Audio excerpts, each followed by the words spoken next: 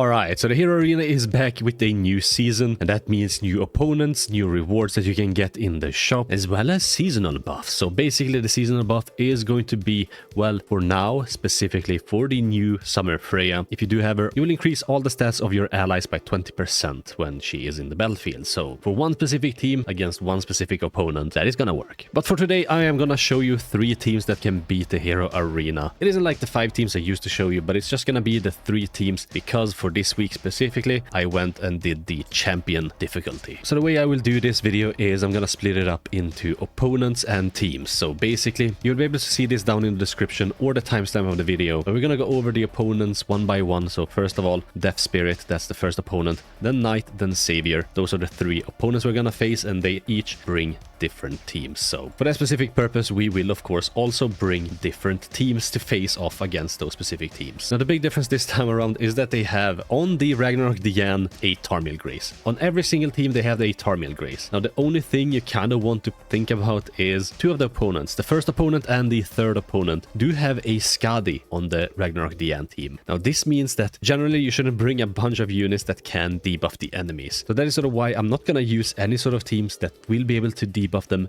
too much. Maybe like 1 or 2 debuffs at most, so I don't feed into the Skadi passive. But against the second opponent you can of course do that, because against the second opponent the Diane team does not include the Skadi. Instead it has a Sigurd. And against that specific opponent is the team that I'm going to include the Light Ban in, because of course if you have Light Ban on the team, either a Sins team or a human team or whatever, you will sort of debuff the enemies anytime you like use a skill. So that is why I'm gonna bring the ban against the second opponent. But we'll go over all that in just a bit. So we'll start with the first opponent. So against the first opponent I am gonna use the Archangel team, and I am gonna use a variation of the Archangel team, of course. Now this might not be the best Archangel team. Perhaps you don't want to bring Blue Ludosiel. I personally kind of want to do that just so I can ensure that my turn 1, 2 and 3 damage is just a little bit extra strong. I try to perhaps bring Green Ludosiel, because Green Ludosiel also deals quite a lot of damage with his single target card and can ensure that you kill at least 1 or 2 opponents turn 1. Unfortunately for me, I had like 318k CC with that Ludosiel, whereas with the Blue Ludosiel I had over 320k CC and was able to do the Champions difficulty. Now if you're sort of not doing the higher difficulties where you cannot use any links, then of course you can sort of bring whatever Archangels you want. I do believe Ludo Margaret might even be better, but if you do have Green Ludosiel, he's also a very good option there. As for Liz, of course you can bring Goddess Liz if you're doing like the lower difficulties, but I felt that, you know, because I do need the CC, I went with the Light Liz. I do have her 6/6 and I also have like all her cosmetics maxed out. So to me that was just a no-brainer, and like it's not like she's super bad or anything, because once you actually do get her passive you will actually heal for 30% of your max HP with all your units, which is really nice, and you can sort of utilize that to sort of heal back with the units that hit for just a little bit weaker, such as for example Blue Ludosiel. For every single match he was the one who was lowest, he was the one who was targeted. Sometimes the enemy would of course target my Tarmiel as well, but Tarmiel does have a built-in heal with his grace, so you don't really have to worry about Tarmiel. Of course also Mile is gonna be your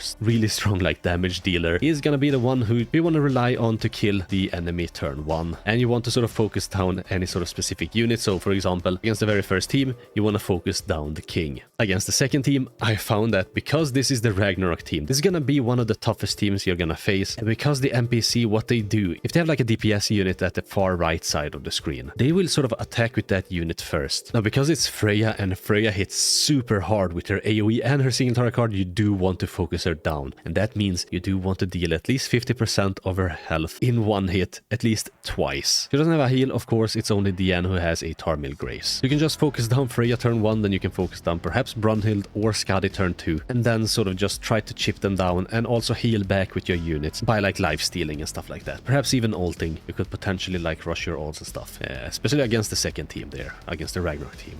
So against the third team, again, you're going to face off against the human team. This is the Catastrophe team, and you do kind of want to kill the Roxy there, because of course her passive is really annoying. She's going to hit for super hard, and then after that you only have to worry about the Lilia as well as the Mono there. Like you don't have to worry about the Eastin at all, but the Lilia and Mono will always do like an AoE combo with Lilia first and then the AoE attack with Mono, and turn 1 they will always also cleanse if they do have debuffs on them. So that is sort of the first move they do. They just cleanse, and Mono does have a cleanse card of course. But if you keep them like debuffed every turn, they will of course always waste one cleanse card. At that point, your biggest threat is gonna be the Lilia. So you just want to focus her down, and then you can like focus on trying to get your health up again before moving on to the next phase, or rather next fight. The next fight is of course just gonna be your unknown team there with Philo and Echidna being like the biggest threats there. So just try to kill Echidna turn 1 and then focus down either Philo or Nanashi. I don't think Ram is that big of a threat. Like, as long as you don't buff up, she's not really gonna hit you for that hard either. So, but Philo is the second biggest threat there. The NPC isn't really gonna use the Philo cards until like turn 2 or 3 at the latest. So you don't really have to worry about Philo anyway. And if you don't have that many debuffs on you, which against this team specifically, you won't really have, so you don't really have to worry about that anyway. And then you have the final team, which is the Archangel team. And this team, I found that if you kill Blue Tarmil first, that would make your life a little bit easier, because then you can get your ults and you can potentially ult the enemies. But even if you don't get your ults, you can quite easily win by just dealing enough damage, of course. But again, this one, specifically for the Archangels, appear to have been perhaps the hardest team to face. So do keep that in mind as well.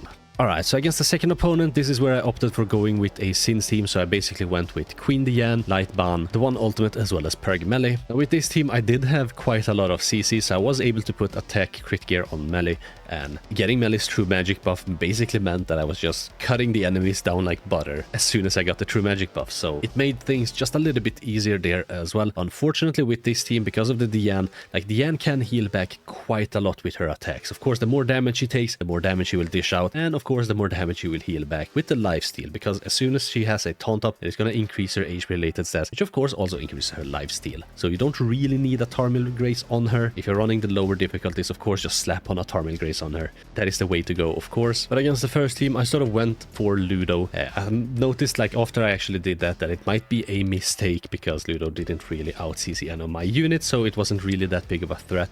Otherwise, if you sort of out-CC the Ludo, go for King perhaps, or Lolly Merlin. I found that Lolly Merlin was quite annoying, so I didn't want to deal with the Infect, so I just went for her as like the second person I killed, and then I went for King and Escanor to finish it off, and I sort of saved a DN ult, just so I could heal by the end of it. But against the first team, that wasn't very difficult. Against the second team, of course, that is sort of where you face off against Ragnarok Diane, and again, I found that like killing the Freya deals the most damage on that team, and killing her is sort of your best bet there. Then after that, you probably try to focus down Brunhild, or perhaps even Sigurd. That is the one I would sort of go for as the second one, and of course I killed Diane as the final unit that I could kill. But then again, like, you could potentially kill Diane first and then ult with your Diane to heal back more by not being bound by that damage cap that Diane puts on all the enemies. So, but with the Sins team against this team specifically, because the Ragnarok team with the Ragnarok Diane isn't running Skadi like I already mentioned, you can of course run Ban, and it just made the whole run a little bit easier by using the Ban team against the second opponent here. The third team, of course, go for Rimuru first. Perhaps you want to do some AoE damages just to break the shield on both Rimuru and Roxy, so that Roxy or Rimuru don't get the attack buff or attack related stats buff that Roxy's shield provides, or Roxy's passive, I suppose. But just kill Rimuru so he doesn't infect you. Infect is like the most annoying part here. It's gonna prevent you from being able to heal back with like lifesteal and stuff like that. But just attacking with the Ban is basically enough to kill him, and if it's not, like, just focus him down with at least like one AoE attack as well, so that you also break Roxy's bubble. Then after that, kill Roxy, and the other two shouldn't be a problem at all. The fourth team is of course against the OC human team, and again, focus down the human buffer Roxy first, and then Lilia. So it's basically the same there. You can quite easily kill the Roxy with just two ban attacks. First the debuff attack, and then the snipe attack, and also like taunt up with Diane. Perhaps that is what you can do. Like, that's gonna reduce the damage you actually take from the Lilia, as well as the AoE from the mono on the second turn, or I guess the opponent's first turn. But it isn't really that much of an issue anyway. And then against the fifth team, of course, again, focus down the Echidna first, and then you can focus down whoever you want. I would again focus down Philo first, because Philo is very annoying, but sometimes you kind of maybe want to focus down Nanashi,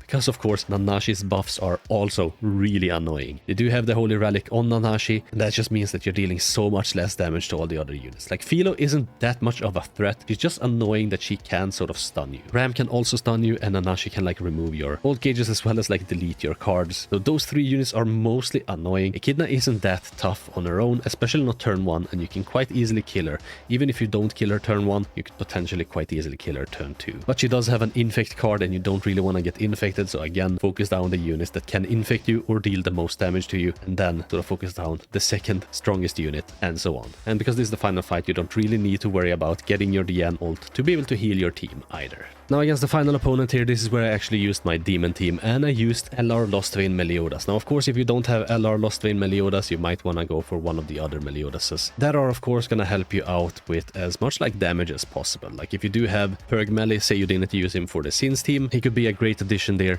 Unfortunately I don't quite reach 320k CC with that Meliodas, so I had to like opt for Lost Vein Meliodas here, and then I also had like Counter Chandler, Ominous Nebula Zeldris, and Festival Estarossa. Now while this team was quite good, like the self-healing of Chandler as well as Zeldris were very lacking. Estarossa didn't really have a problem, and I tried to self-heal just after I encroached the enemy. Now this didn't always work of course, and a lot of like the transitions between the different fights I did have quite low HP with both Zeldris and Chandler, and at one point Estarossa. Meliodas of course has no problem like healing back to full, because as soon as he's like attacked, he will of course gain an attack boost and he will have his cards ranked up. So he hits super hard, especially with this AoE, can easily full heal him. His signature card can also easily full heal him if you're running Lost Vein Meliodas, that is, and he is super strong.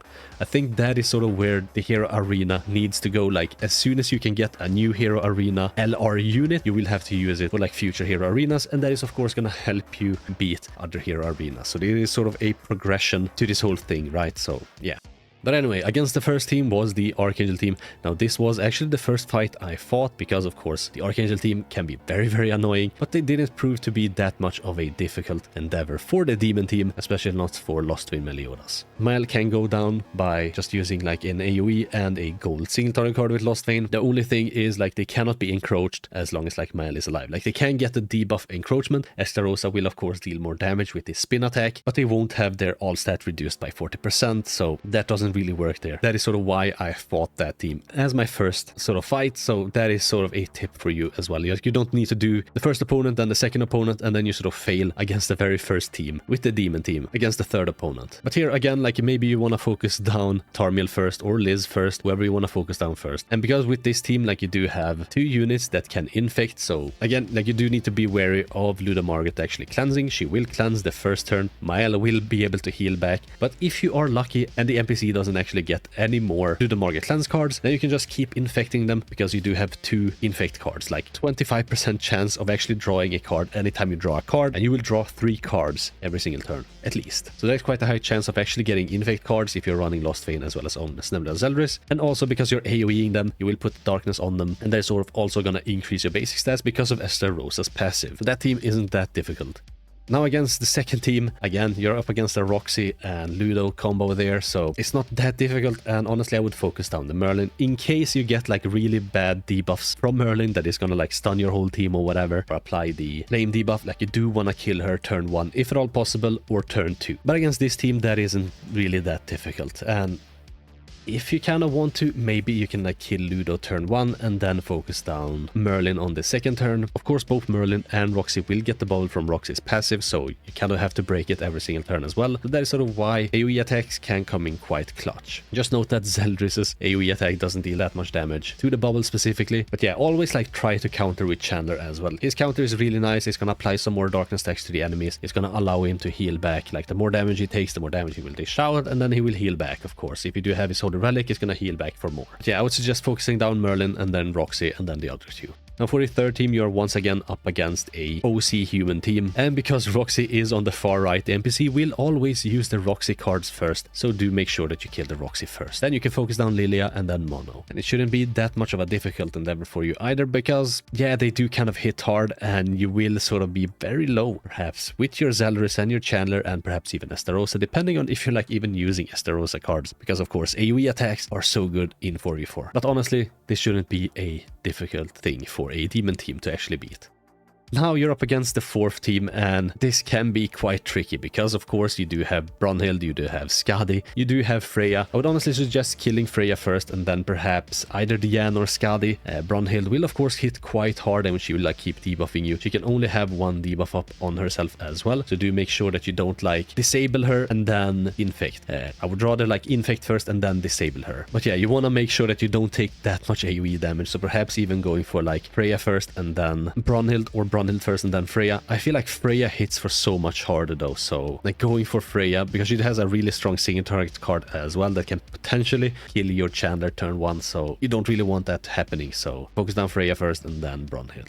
And finally, you're up against an unknown team. Now, this shouldn't be that difficult either. Once again, focus down Echidna first, then Philo, and then the other two. It's quite easy there, especially with the strength of your units. And if your melee happens to be crit, because the enemy is, of course, going to use quite a lot of AoE cards, that's going to be really good for you, because that's going to rank up Meelee's cards. He's going to get some increased defense, he's going to get some increased attack, and he can just cut them down like butter, and you shouldn't really have a difficult time with that. But yeah, those were the 3 teams against the 3 opponents. Let me know what you guys think. So for the future, I will, of course, try to go for teams that can perhaps even go second and still win. So for next week, I will try out some things before actually posting the video, where I will go against the 340k CC with like teams that can go second. So do look forward to that. Subscribe if you haven't already, so you don't miss that. Like the video if you liked it, if you found it helpful or whatever. But with that, I think that's it for me. Thanks for watching. Hope you have a most wonderful rest of your day, and I guess I'll catch you in the next one. Bye.